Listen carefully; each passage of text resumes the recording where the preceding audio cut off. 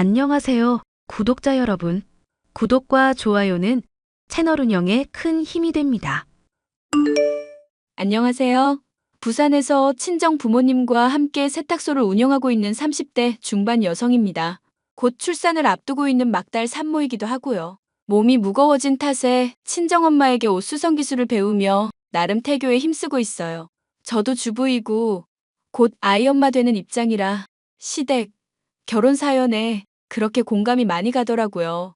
그러다 제가 겪은 일도 사연으로 보내보면 어떨까 싶어 남편의 동의를 구하고 이렇게 글을 적어봅니다. 그때 제가 겪은 일을 생각하면 괜히 제가 오지랖을 부려 시동생에게 상처를 남겨준 게 아닌가 싶어 마음이 아프기도 하네요. 지금이야 몇 년의 시간이 흘러 언제 그랬냐는 듯이 다 잘 지내고 있지만 말입니다. 그럼 어떤 사연인지 궁금해하실 것 같아 바로 시작하겠습니다. 얘들아, 어떡하면 좋니? 어머니, 무슨 일 있으세요? 아주 큰일 났다. 지금 집이 다 넘어가게 생겼어. 일을 어쩜 좋니? 네? 그게 무슨 말씀이세요? 집이 넘어가게 생기다니요? 우리가 좀 더 잘 살아보겠다고 주식이랑 건물에 투자를 좀 했는데, 글쎄 그 투자자랑 연락이 안 돼. 옆집 김 여사랑 같이 했는데, 아무래도 사기당한 것 같다고. 아이고, 일을 어떡하면 좋니? 엄마, 지금 그게 무슨 말이야? 주식은 뭐고 투자는 뭔데? 자식들한테 좀 더 물려주겠다고 내 아버지랑 머리 싸매고 고심한 끝에 투자한 건데 그게 글쎄 사기라는구나. 노후 자금이랑 가진 거 다 털었지 뭐. 내가 너희들한테 면목이 없다. 아니, 왜 그런 걸 함부로 해요? 그러니까 지금 아버지는 어디 계세요? 어머니, 일단 진정하시고요. 제가 지금 집으로 갈게요. 어디 갔는지 모르겠다. 아까부터 연락도 안 되고 어떡하면 좋니? 당장 대출금도 갚아야 하는데. 엄마, 너무 걱정하지 마요. 일단 급한 불은 꺼야지. 형이랑 일 얼른 마무리 짓고 넘어갈게. 일단 흥분부터 가라앉히고 기다려요. 형수님이 바로 가신다니까 엄마는 어디 가지 말고 집에 계셔. 아이고, 일을 어쩐다. 아이고, 여보, 미안한데 수고 좀 해줘. 일 마치는 대로 바로 갈게. 알았어요. 걱정하지 마요. 저는 남편과 회사에서 만나 사내 연애 후 결혼한 케이스입니다. 당시 양가 집안은 못 살 정도는 아니었고 보통의 평범한 집안이었죠. 조금 남다른 점이 있다면 시동생은 벌써 아이가 셋이라는 점이었습니다. 대학 시절 만난 동서와 사고를 쳐 졸업하기도 전에 첫 아이를 낳았고 지금까지 살아오면서 셋째까지 가진 상태였죠. 하지만 그에 반면 저희 부부는 결혼한 지 5년 차인데도 불구하고 아기 천사가 잘 찾아오지 않는 상황이었습니다. 시부모님은 국밥집을 운영하고 계셨는데 아들 둘 장가 다 보내고 노후 자금까지 마련해 놓으셨을 정도로 여유 있으셨어요.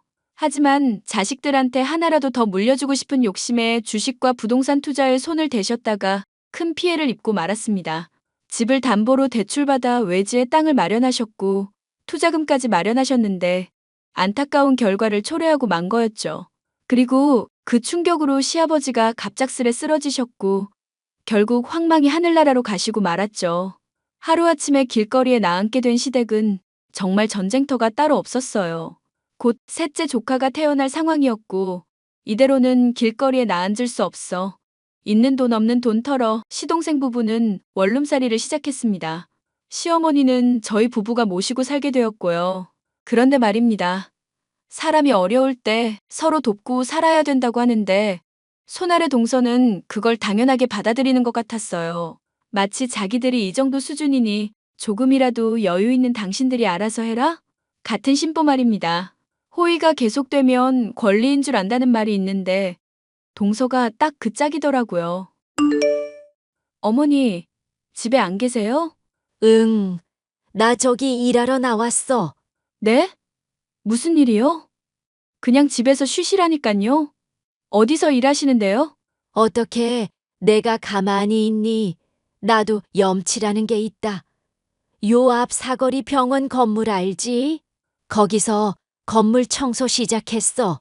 어머니, 고생하시는 거 원치 않아요. 이참에 좀 쉬시라니까. 에이, 도영이네도 저렇게 사는데 내가 한 푼이라도 벌어서 이사라도 갈 수 있게 해줘야지. 어머니, 저희 다 돈 벌고 있고 상황 조금씩 나아지고 있잖아요. 이제 이자만 조금씩 내면 되는데 어머님까지 부담 가지실 필요 없어요. 그래도 내가 싸놓은 똥은 치워야지. 너희들 잘 먹고 잘 살게 해주겠다고 우리가 얼마나 개고생을 했는데 그대로는 아니지만 조금이나마 보탬이 된다면 뭔들 못하겠니?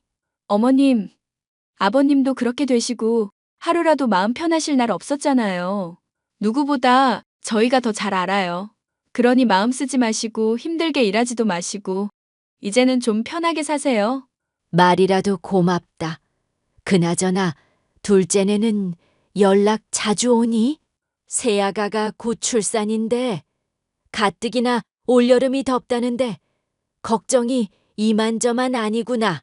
매일 연락하는 건 아니지만 종종 연락 와서 아이 맡기기도 하고 그래요. 도울 수 있는 건 도와야죠.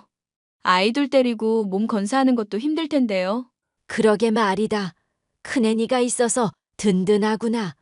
오늘은 일찍 끝나는 날이니까 내가 들어가서 빨래 좀 해놓으마.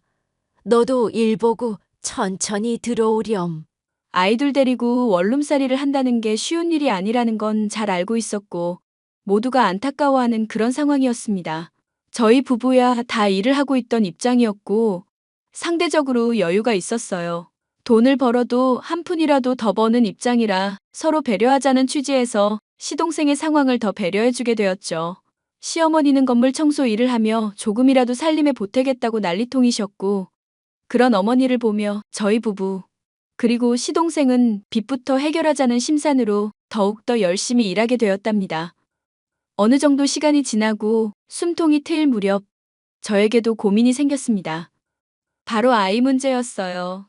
저는 회사를 다녀 바쁜 생활 때문에 아이가 생기지 않는 것 같아 회사를 그만두고 자녀 계획을 세우기로 했습니다.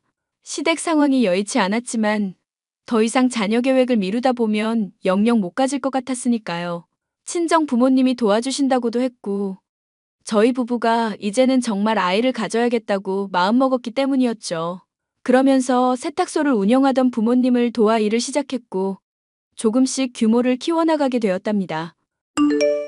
당신 세탁소 일하는 거 안 힘들어? 회사 다니면서 권 부장님 눈치 보는 것보다는 나아. 엄마도 있고 아빠도 있고 밥도 챙겨주지. 좋은데? 그래도 안 하던 일하면 좀 버겁잖아. 몸은 좀 어때? 컨디션은 나쁘지 않아. 당신은 요즘 매일 야근하는데 당신이야말로 보약이라도 지어 먹어야 하는 거 아니야? 도련님도 그렇고. 우리야 뭐 어쩔 수 없지. 장인어른이 도와주신 것도 있지만 그래도 우리 힘으로 다시 일으켜 세워야지. 그게 차라리 마음 편해. 당신이 그렇다면 뭐. 어머님은 청소일 안 하셨으면 좋겠는데. 계속 고집이시네. 그러게 무릎도 안 좋으시다면서 어제도 새벽에 나가서 오후 늦게 오셨다는데. 매일 같은 시간도 아니고 그렇게 패턴이 바뀌면 좀 힘들지 않나? 내 말이 차라리 집에서 할 수 있는 걸 찾아볼까? 부업 같은 거 말이야. 그냥 엄마 마음 편하게 하고 싶은 대로 하게 내버려 두자. 힘들면 힘들다고 말씀하시겠지. 그래, 그럴게. 그나저나 세탁소 일 배우면서 주변에 배달 가거나 그런 것도 좀 해보려고 하는데 당신 생각은 어때? 장인어른 장모님만 좋다면야. 요즘엔 그런 게 대세잖아. 세탁물 수거하고 가져다 주고. 상의 좀 해봐야겠다. 이따가 저녁에 만나.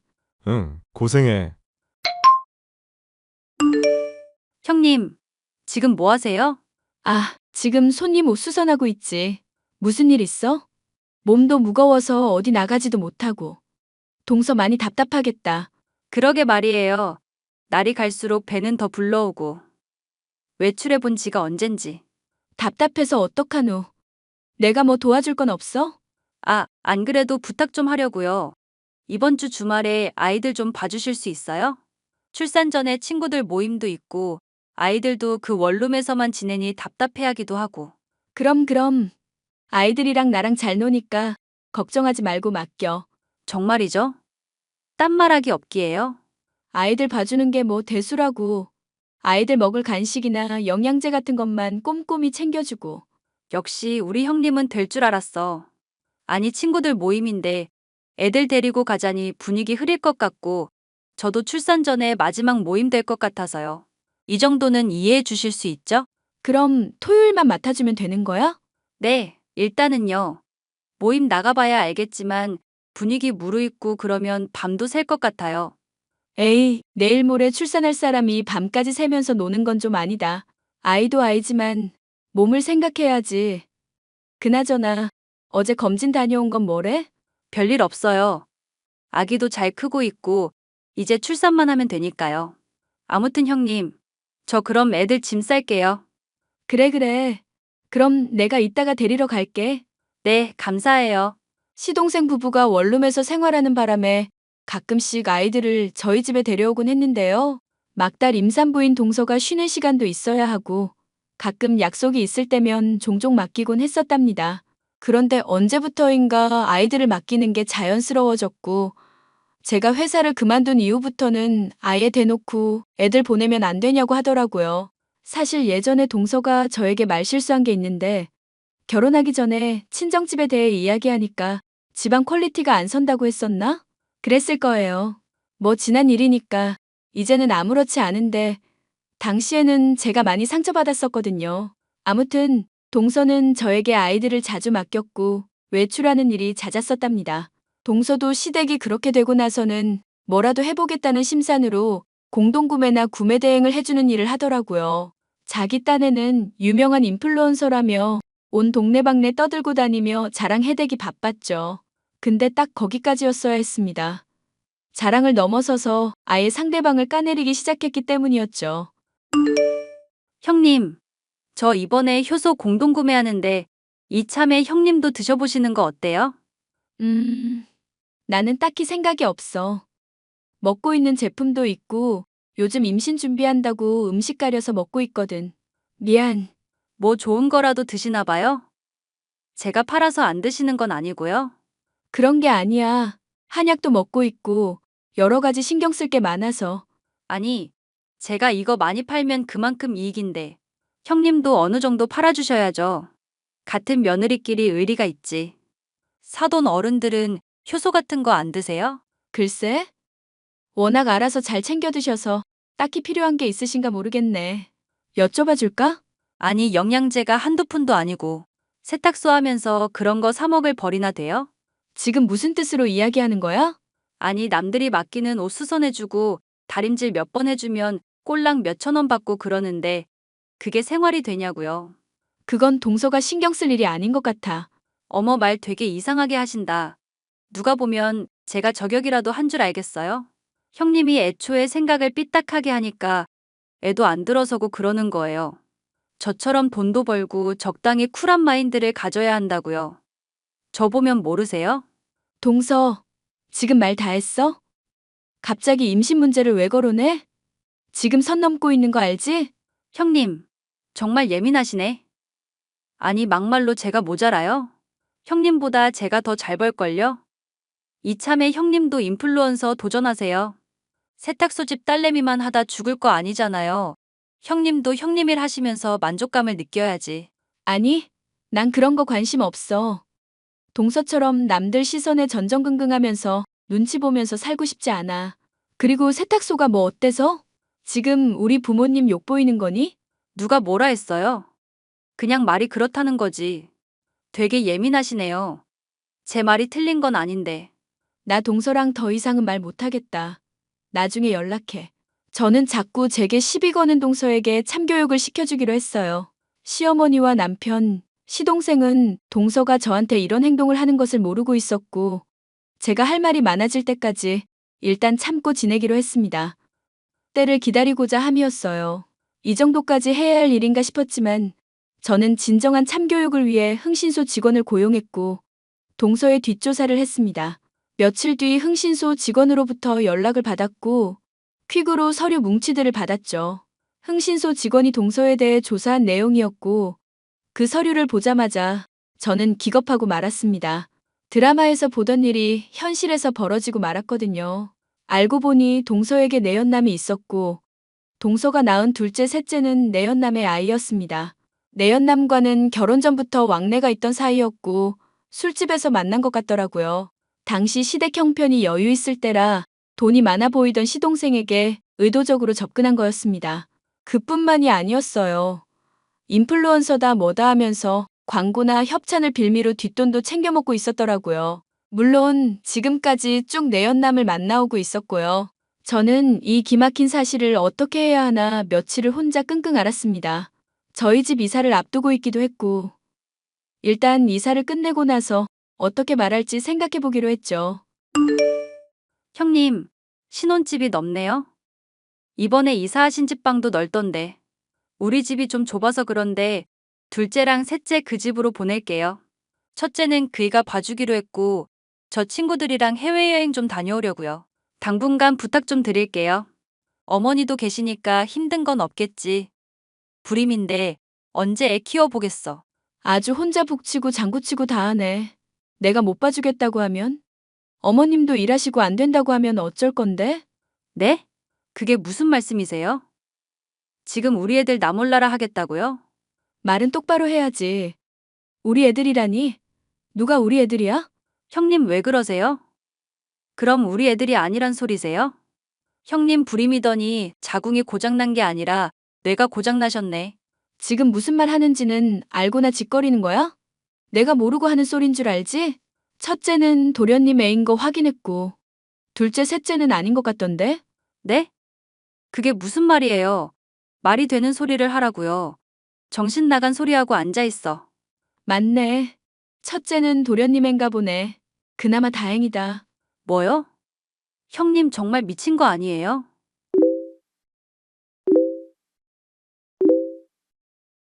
이거 보고도 그런 소리 할 수 있나 보자. 내가 모르고 하는 소리 아니라고 했을 텐데? 아, 이게 뭐야? 형님 제 뒷조사했어요. 하면 뭐가 달라져? 야, 적당히 해야지. 남의 귀한 집안에서 이게 뭐 하는 짓이야? 도대체 이게 무슨 경우인지. 형님이 무슨 말씀하시는지도 잘 모르겠고. 낯술이라도 하셨어요? 아니, 나 술 한 잔도 안 했고, 정말 지극히 정상이거든? 말이 많아지는 거 보니까 사실이네. 이왕 이렇게 된 거 도련님이랑 어머님한테 다 말씀드려야겠다. 말하기만 해봐요. 내가 가만 안 둘 거야. 남의 가정 파탄 내고도 네가 잘 살 수 있을 것 같아? 어쭈, 이젠 반말까지 하네? 그러게 동서가 감당할 수 있는 일을 했어야지. 집에 있는 아이들을 위해서라도. 안 그래? 형님, 아니 야. 너 내가 그런다고 쫄 것 같아? 그래 말해봐. 어디 한번 말해보라고. 내가 못할 줄 알고? 그게 소원이라면 말해줄게.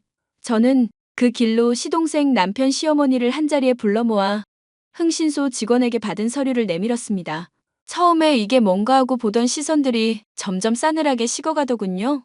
정말 제가 까발릴 줄은 몰랐는지 연락해서 온갖 쌍욕을 하면서 발악을 해대는데 가관이더라고요. 서방님은 아무 말 없이 얼굴이 시뻘개지더니 그대로 자리를 박차고 나갔고 연락을 끊어버렸습니다. 이윽고 며칠 뒤 시동생이 저를 찾아왔는데 욕이라도 할 줄 알았더니 고맙다고 인사를 하더라고요.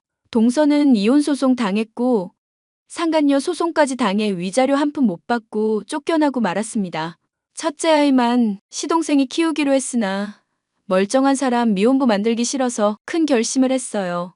저희 부부가 아이도 없고 시어머니는 나이도 많으셔서 저희가 아이를 돌보기로 한 겁니다. 시동생은 생각 정리도 할 겸 돈 벌러 간다며 외국으로 떠나더라고요. 형님, 아니 이 못돼 처먹은 년아. 남의 인생 조져놓고 너는 잘 먹고 잘 살겠다고. 그렇게는 못하지. 이봐요. 이미 다 끝난 사이인데 이제 와서 무슨 소용이지? 콩밥 안 먹은 걸 다행으로 알아. 뭐? 아니 이 미친년이. 야, 네가 그렇게 잘났어? 애도 못 낳는 여자가 어딜 감히. 너는 나랑 비교할 건덕지가 못 돼. 이봐 동서. 지금 앞뒤 분간 못하는 건 동서야. 여기가 어딘 줄 알고 깝쳐? 진짜 호되게 당해서 야산에 묻혀볼래? 나 원래 험하게 말하는 사람 아니거든? 그래, 어디 한번 해봐. 너는 내가 찢어 죽일 거야. 기대하고 있을게. 근데 아마 우리 근처에도 얼씬도 못할 거야. 접근 금지도 신청했고 통신 제한도 걸었거든. 둘이 결혼하면서 혼전 계약서 썼다며. 내용이 뭔지 궁금하진 않지만 중요한 건 이미 너는 진 게임이라고. 알겠니? 야, 이게 도대체 어떻게 된 일이야? 형님, 아예 작정하고 그랬구나. 그걸 이제 알았어? 내가 버릇없는 너 참교육 시킨다고 지금까지 개고생한 거 생각하면 아주 치가 떨리거든? 내가 뭘 그렇게 잘못했는데. 왜 나한테만 그래? 봐봐. 동서 지금 상황에서도 자기만 생각하네. 왜 애들은 안 찾아? 궁금하지도 않다 이거야? 역시 내가 잘못 본 게 아니었어. 어차피 우리 인연은 여기서 끝이니까 서로 연락하지 말고 지내자. 그럼 차단할게. 야, 야, 그렇게 동서와의 인연은 마무리되었습니다. 그 이후에도 법을 어기고 연락을 해오거나 찾아오기도 했습니다. 누가 보면 아이라도 보러 오는 줄 알았지만 정말 순전히 돈 때문이었어요. 그도 그럴 것이 우연히 예전에 시아버지가 사놓은 작은 땅이 있는데 그 지역이 재개발되면서 40억 정도의 보상금을 받게 된 겁니다. 이 소식을 어떻게 알았는지 동서는 매일같이 저희 집에 찾아와 잘못했다고 용서를 빌더라고요. 저도 독하지만 시댁 식구들은 가차없이 동서를 나몰라라 했습니다. 시동생은 자신이 해외에 있어 마땅한 해결책이 되어줄 순 없지만 도움이 되는 건 무엇이든 해주기로 했고요. 시동생 첫째 아이는 저희 부부가 사랑으로 잘 키워주고 있답니다. 다른 조카들도 눈에 아른아른거리고 상황이 정말 아찔하지만 괜찮아져야 하는 게 당연한 거겠죠? 그렇게 생각하고 이젠 저희만을 위해서 살 겁니다. 그리고 몇 년 동안 생기지 않던 아기 천사가 저희에게도 찾아와 주었지 뭐예요? 아직 출산하려면 시간이 조금 남았지만 저는 열심히 태교하고 관리하고 있습니다. 누구처럼 자식 나몰라라 하면서 이득 챙기기 바쁜 그런 엄마는 안 되려고요. 시어머니도 계시고 친정 부모님도 계시니까 아이한테 최선을 다할 겁니다. 제 구구절절한 사연은 여기까지예요. 곧 출산이 임박해오는 시기라 그 일이 벌써 1년 정도 지난 셈이네요. 지금 제 뱃속에는 깜찍하고 귀여운 여자아이들이 곤히 잠들어 있답니다. 아이들을 출산하면 정말 정신없을 거라 생각해요. 그럼 저는 더더욱 바빠지고 정신도 못 차리고 그러겠죠? 아무쪼록 제 사연 많이 들어주셔서 감사했습니다. 많은 공감이 되셨다면 응원의 댓글 부탁드릴게요.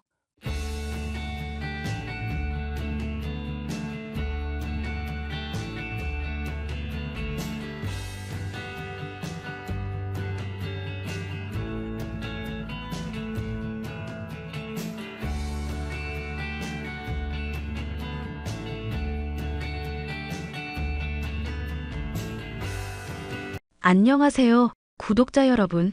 구독과 좋아요는 채널 운영에 큰 힘이 됩니다. 안녕하세요.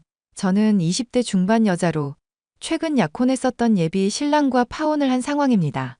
예비 신랑도 그렇지만 예비 시어머니도 사람을 급 나눠서 파악하고 돈이며 경제력만 따지는 속물인 것을 알고 손절을 하게 되었는데요. 현재 본인들의 처지가 궁해지자 그냥 해본 소리라며 매달리며 난리가 난 상황인데 이미 어떤 인간들인지 저도 파악이 됐으니 앞으로는 신경을 쓰지 않고 살아가려고요. 오늘 어머님이 갑자기 나한테 기니 할 말이 있다고 찾으시네?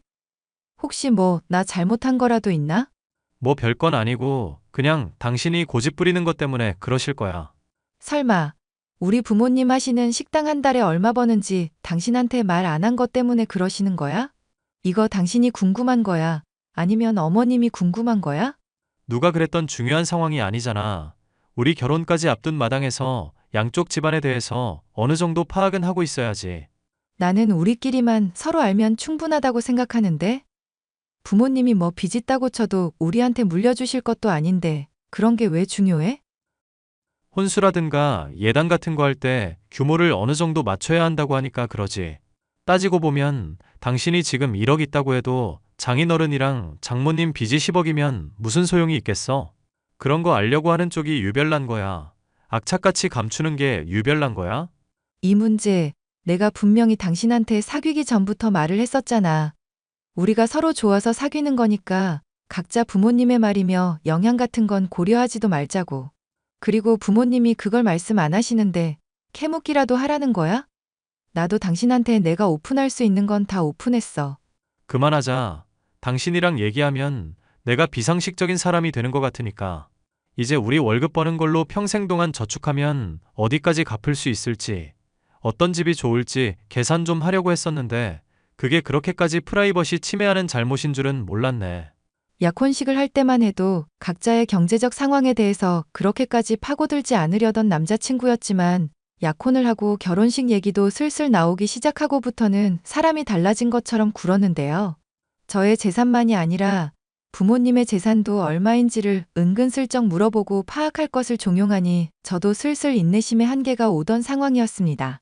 부모님은 제가 재산이 많고 적은 것에 따라 흔들리지 않기를 바란다고 가게를 운영하면서 매출이 좋은지, 빚이 얼마나 있는지 등의 일체를 말씀해주지 않으셨기 때문이죠.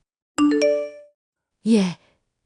그쪽 집안이랑 약혼식이나 한마당이라지만 이런 얘기는 좀 해야겠다. 그 시어머니 될 분이랑 사위 될 사람 솔직히 너무 유별난 거 아니니? 음식점 하는 사람이면 하루하루 매출이 다르다 정도로 말하면 되는 거고, 이렇게 말하면 굳이 파고들지 말란 말로 이해를 해야 하지 않아? 그런데 이걸 자꾸 꼬치꼬치 캐물어 따지는 저희를 모르겠구나. 내가 감추고 있으니까 정말 뭔가 있을 거라고 생각을 하나 봐. 이것 때문에 자꾸 분위기 안 좋아지고 어머님은 어머님대로 압박 줘서 미치겠다 정말. 엄마랑 아빠 한 달에 얼마 버는지 솔직하게 말해주면 안 돼? 그냥 한 달에 버는 돈 모르겠으면 어지간한 월급쟁이 연봉만큼 번다고 대답하렴. 아니면 차라리 못 번다고 대충 둘러대기라도 하던가. 못 번다고 또 굳이 거짓말을 할 건 없지 않아? 잘 번다고 하면 얼마 버는지부터 계속 꼬치꼬치 따져 물을 것 같아서 하는 말이다. 괜히 돈 관계로 지저분하게 결혼하기 전부터 얽히기 싫으면 그냥 못 번다고 말하는 게 낫지 않겠니? 설마 하니 못 번다고 하면 파혼이라도 하자고 할까 봐. 에이, 기훈 씨가 그럴 사람이야? 사람 안 맞는 거 식장 들어가면서 알게 되고 신혼여행 가면서 또 알게 된다잖니. 당장에야 약혼까지 했으니 마음 잘 맞는다 생각할 수 있다지만 그게 언제까지고 그러리란 보장 있어? 괜히 나중에 귀찮을 일 만들지 말고 그냥 벌이 시원찮다고 말하렴. 엄마의 말을 처음 들었을 때야 굳이 거짓말을 할 필요가 있나 싶었고 딱히 그러고 싶은 마음이 들지는 않았는데요. 예비 시어머니까지 나서서 저의 부모님이 얼마나 버시는지 궁금해하는 모습을 보니 못 번다는 엄마의 말을 그대로 전할까 싶기는 했습니다. 저야 부모님이 얼마나 버시는지 알 도리가 없으니 그렇게 말한다고 하더라도 딱히 거짓말은 아니겠다 싶었고요. 아가, 내가 시간이 많이 바쁜데 보는 건 다음에 보자꾸나. 네, 어머님 편하신 대로 하시면 될 것 같아요. 내가 왜 보자고 했는지는 안 궁금하고? 하실 말씀이 있으시다고 들었는데요. 그게 어떤 내용인지는 자세히 얘기를 안 해주셨어요.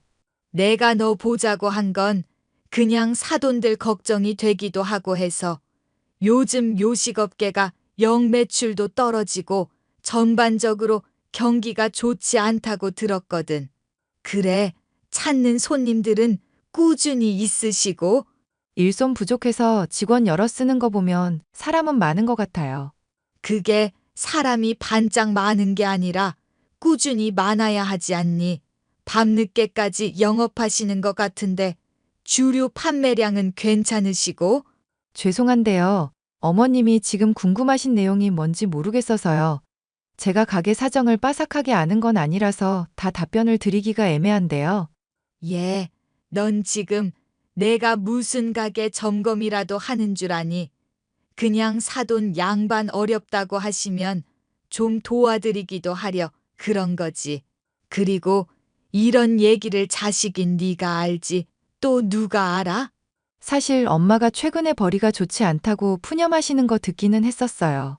그렇다고 하시면 한 달에 얼마 정도 버시는데 그런 것까지 내가 상세하게 알아야 사람들 데리고 놀러 가든지 말든지 할 거 아니야. 거기까지는 저도 잘 모르겠네요. 꾸준히 찾는 사람들도 점점 줄어들고 있는 것 같기는 하더라고요. 그래, 무슨 이야기인지는 잘 알겠다. 추궁인지 걱정인지 질문인지도 알 수 없는 예비 시어머니와의 문답을 거치고 나니 진이 절로 빠졌는데요. 이 일이 있은 후부터 예비 시어머니와 예비 신랑이 이상할 정도로 자주 식당을 방문하더군요. 아침, 점심, 저녁 한창 바쁠 시간에 방문을 해서 사람들이 얼마나 오나 체크를 하는 느낌마저 받을 정도였죠. 당신 부모님 말이야. 너무 금전 감각들이 없으신 거 아냐? 지금보다 적어도 메뉴들 2배는 돈 더 받아야 마진이 남겠는데. 갑자기 그게 무슨 소리야? 마진이라니? 그리고 가게 얘기가 뜬금없이 왜 튀어나와? 아니, 뜬금없이 하는 게 아니라 그래도 양쪽 집안 경제적인 수준이라는 건 맞추는 게 좋잖아. 아무리 크게 가게를 하고 있다고 해도 순이익이 작아버리면 그건 좀 실속이 없는 거거든. 그러니까 지금 당신이 무슨 얘기를 하는지 모르겠다고. 엄마가 셈에 좀 밝은 편이고 내가 또 경영학 전공자잖아. 대충 계산을 때려보니까 지금보다 2배 정도는 더 벌어들이셔야 우리 집안 수준이랑 좀 맞을 것 같아. 와, 당신 진짜 어이가 없다. 그럼 최근에 자주 어머님이랑 가게 방문했었던 게 가게 매출 계산하려고 그랬던 거야? 사람이 걱정되는 마음으로 호의를 베풀면 그냥 좋게 좀 받아. 뭐 그렇게 꼬치꼬치 따지고 그래. 결과만 좋으면 됐지. 결과고 자시고 간에 이런 문제로 얘기하는 게 난 어이가 없어서 그렇지. 우리 부모님 나 대학 보낼 때까지 키워주시면서 돈으로 나 힘들게 하신 적 없는 분이야. 설령 그렇다고 쳐도 집안 수준을 맞춰야 한다는 게 무슨 말인지 이해가 안 간다. 당신 원래 이렇게 속물인 사람이었어? 당신 생각을 잘하고 말을 하는 게 좋을 것 같다. 예전에 나랑 마음 잘 맞고 말 잘 통한다고 했었지? 그런 것도 결국은 살면서 누린 것들이 비슷한 수준이라 그런 거야. 돈이라는 게 얼마나 중요한지 정도는 좀 새겨놔야 하는 거 아냐? 결혼할 사람 경제관념이 이 정도 수준이라면 실망스러운데. 당신이 내 경제관념 걱정 안 해도 적금 꼬박꼬박 부으면서 나는 알뜰살뜰 잘 살고 있거든. 부모님이 얼마 벌고 못 벌고 이런 문제로 얘기가 나온다는 것도 어이가 없다. 왜? 그럼 우리 부모님이 계속 못 벌고 이대로 살겠다고 하시면 파혼이라도 할 거야? 꼭 경제적인 이유만으로가 아니라 그렇게 억지 부리고 고집을 부린다면야 그럴 수도 있겠지. 당신 이런 사람인 줄 정말 몰랐다. 실망이야. 실망은 당신만 하는 게 아니야. 진지하게 하는 조언이니까 생각 고쳐먹는 게 좋을 거야. 할 말은 그게 다야? 아니, 할 말 그거 말고도 더 있는데 지금 적금 붓는다는 걸 꼴의 경제활동이라고 한 것 같은데 그것도 좀 문제 같다. 주식 같은 것도 하면서 재테크를 할 생각을 해야지. 무슨 사회초년생도 아니고 촌스럽게 적금이 뭐냐. 돈과 관련해서 온갖 지적질을 해대는 예비 신랑의 모습에 저는 경악을 금치 못했었는데요. 지인의 소개를 통해 만나서 사귀고 약혼하기까지 이러한 모습을 전혀 보지 못했기 때문이죠. 결혼할 마당이 되니 본색을 드러내나 싶어 심란하기도 하고 그냥 약혼 자체를 취소해야 하나 생각이 들 정도였습니다. 엄마, 기훈 씨가 하는 말 들어보니까 그냥 나 결혼 문제 다시 생각해야 하나 싶고 그래.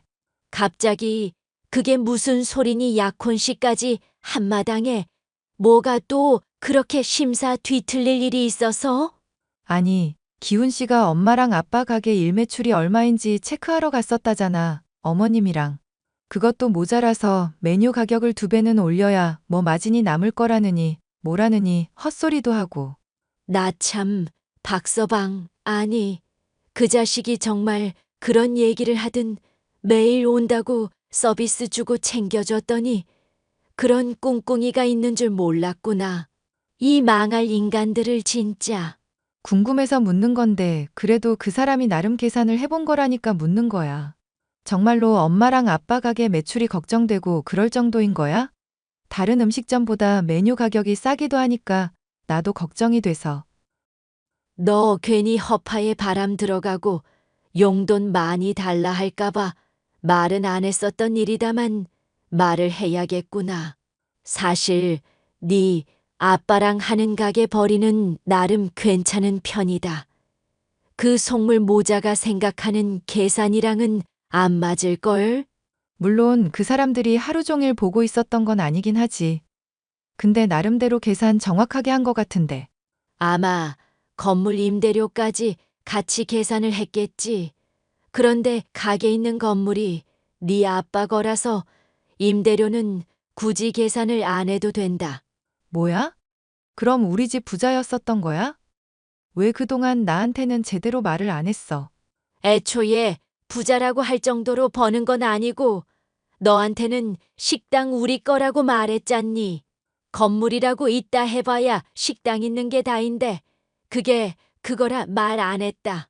그 모자는 좀 생각이 다른 것 같다만. 엄마는 내가 파혼하는 거 어떻게 생각해? 너가 좋고 감당할 자신 있으면 결혼하는 거지. 엄마가 반대한다고 그게 말려질 일이니? 솔직히 말해서 결혼하기 전에는 돈 연연하지 않는 것처럼 굴었었잖아. 그런데 결혼할 마당 되니까 갑자기 이래서 나도 좀 많이 실망이거든. 벌써부터 이렇게 계산기 두드리는데 앞으로는 더 심해지겠다 싶기도 하고. 그런 걱정이 되면 애시당초 결혼은 안 하는 게 맞다. 나도 네가 그렇게 말해줘서 고맙기까지 하구나. 저는 엄마와 대화하면서도 예비 신랑과 예비 시모가 철저하게 계산을 했을지가 계속 떠올랐습니다. 겉으론 고상한 척 돈에 연연하지 않는 것처럼 굴더니 남을 걱정하는 척 호의를 베푸는 척 계산기를 두드려대는 모습을 보니 앞으로는 얼마나 더 심해질까 걱정까지 되더군요. 이런 대화가 있은 지 얼마 되지 않아 저는 예비 신랑에게서 또다시 황당한 얘기를 들을 수 있었는데요. 자신이 추천하는 주식에 투자하면 몇 배나 되는 수익을 거둘 수 있으니 대출이건 퇴직을 하건 자금을 최대한 장만하라는 얘기였죠. 나는 관심 없으니까 투자하려거든. 당신 혼자서 해. 와, 당신 이렇게 일생일대의 기회를 차버릴 거야? 내가 이거 어떻게 얻은 고급 정보인데. 그러니까 고급 정보고 뭐고 잘 모르니까 안 하겠다고. 나는 그냥 월급 꼬박 받으면서 받는 돈으로 만족할 수 있는 사람이야. 그러니까 당신이 평생 서민에서 못 벗어나는 거야. 됐다. 신분 상승할 수 있는 기회를 본인이 걷어차겠다는데 내가 뭐 어쩌겠냐? 뭐? 신분 상승할 기회를 걷어차? 그럼 내가 뭐 지금 노비 신분이라도 된다는 거야? 그냥 그런 맥락인가 보다 하고 이해하면 됐지. 뭘 또 따지고 들어? 막말로 내가 틀린 말 한 건 또 없잖아. 현대사회에서 경제적인 차이로 수저 나뉘는 건 알고 있지? 아, 당신이 그래서 나보다 수저가 더 낫다 이 말이네? 미안하다만 우리 부모님도 벌만큼 버시거든요? 저번에도 말했지만 덩치가 크다고 전부가 아니야. 순이익이 얼마나 되는지가 중요한 거지. 이건 뭐 몰라도 너무 모르니까 설명하기도 힘드네. 결혼식 얘기 나오기 시작하니까 왜 이렇게 돈 얘기가 많아져? 됐으니까 이 문제로 더 말하지 마. 나 정말 짜증나려고 그래. 예비 신랑과의 말다툼을 끝낸 지 얼마 되지 않아 지긋지긋한 예비 시모로부터도 연락이 오더군요. 나다. 예비 시엠이. 우리 집 며느리는 아무나 못 들이는 거 알고 있지. 내가 아무리 생각을 해봐도 너가 그런 자격이 있는지 모르겠구나. 죄송하지만 어머님이 하고 싶으신 말씀이 뭔지 모르겠어요. 그러니까 이 집안에 어울리는 사람이라는 걸 너가 좀 증명해 줬으면 싶다는 말이잖니. 그리 어려울 건 없다. 네가 기훈이한테 큰 소리 친 거의 절반만 하면 되니까. 아, 제가 기훈 씨한테 부모님 형편 어렵지 않다고 했었던 얘기 말씀이신가 보네요. 내 말 아직 안 끝났다. 듣기부터 하거라. 우선은 한 달에 한 번씩 가족 해외여행 보내주고 용돈은 달에 200씩 줘야 한다. 피부과는 주에 한 번씩 정도면 충분하겠구나. 가능하겠니? 이 정도 가능하면 결혼 허락하마. 아니요, 불가능할 것 같으니까 댁 아들한테는 파혼하자고 전해주세요. 뭐, 댁아들, 너 지금 맛이 갔어. 어디 감히 어른한테 말버릇이 그따위야. 그러는 당신들은 어디 나한테 태도가 이따위신데요? 모자가 쌍으로 돈 가지고 헛소리 해대는 거 더 듣는 것도 짜증나거든요. 보아하니 시험이니 자격증명이니 뭐니 하면서 저한테 아쉬운 소리 하고 싶게 만들 생각인가 본데 전 그럴 맘 없어요. 그러니까 댁 아들한테 파혼이라고 전해나 달라고요. 착각하지 마라. 너가 파혼이니 뭐니 결정하는 게 아니니까 돈 없고 찌질한 네 가족 꼴을 앞으로 감당할 자신이 없어서 우리 집안이 결정하는 거야. 알겠니? 아, 제가 아까 여행 보내는 거 불가능하다는 말을 그렇게 해석하셨구나. 미안한데 아줌마, 가게 입점한 건물 자체가 부모님 거라 아줌마가 생각하는 것보단 형편 넉넉하거든? 단지 돈 문제 가지고 쌍으로 찌질대는 모자한테 돈 쓰는 게 불가능하다는 뜻이야. 알아? 야, 이 미친년이 뭐가 어쩌고 어째 너 당장 내 앞으로 튀어와. 남한테 튀어오라 말아 할 거면 가게에서 그간 받은 서비스나 토해내. 돈 많다는 것들이 오히려 더 독하다니까? 파혼을 선언하고 그간 겪은 스트레스를 되갚아줬더니 예비 시모는 아주 발광을 하더군요. 그런데 이런 통쾌한 일은 이것으로 끝이 아니었습니다. 확실한 정보라며 주식에 많은 돈을 투자했었던 전 예비 신랑이 어느 날인가 눈물로 호소를 해오더군요. 미안한데 나 정말 급전이 필요해서 그러니까 5천만 원만 좀 어떻게 안 될까? 당신이랑 나 이제 아무 사이도 아니거든? 갑자기 5천을 해달라고 하면 그게 어디서 튀어나와? 그래, 너 나한테 많이 실망한 것도 알아. 그런데 들어보니까 너 부모님 벌이도 괜찮으시다며. 5천만 원 정도 해주는 건 어렵지도 않을 거 아냐. 내가 그럴 이유도 없고 그러고 싶지도 않으니까 그렇지. 집에 밥 많이 남는다고 밥을 음식 쓰레기통에 버리진 않잖아. 사실 나 회사에서 쓸 돈을 잠깐 융통한 일이 있어서 그래. 감사 나온 상황인데 5천이면 어떻게든 해결할 수 있을 것 같거든. 융통 같은 소리 하고 있네? 회사 돈을 횡령해? 와, 이거 진짜 미쳤구나. 설마 주식하다가 돈 잃어버린 거야? 원래 주식시장이라는 게 변동이 좀 크잖아. 잠깐 묶어놓느라 힘든 상황인 거고 금방 좋아질 거니까 믿어주라. 응? 나 한 번만 숨 쉴 수 있게 좀 도와달라고. 제발 좀 부탁이야. 꺼져. 너 같은 속물의 그지 새끼한테는 한 푼도 줄 돈 없어. 잘난 엄마한테나 의논해 보셔. 야, 내가 이렇게 애원하고 있잖아. 도와달라고. 그 뒤로 전 예비 신랑은 주식을 제대로 말아먹었다며 몇 번이고 더 아쉬운 소리를 해왔습니다. 경찰에 신고를 하겠다고 으름장을 놓고서야 지속적인 연락으로 절 괴롭히는 일을 그만두었죠.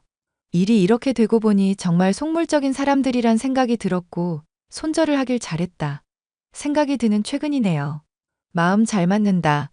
생각하던 예비 신랑의 본색을 알고 파혼에 이르기까지의 제 이야기 마지막까지 들어주셔서 감사합니다.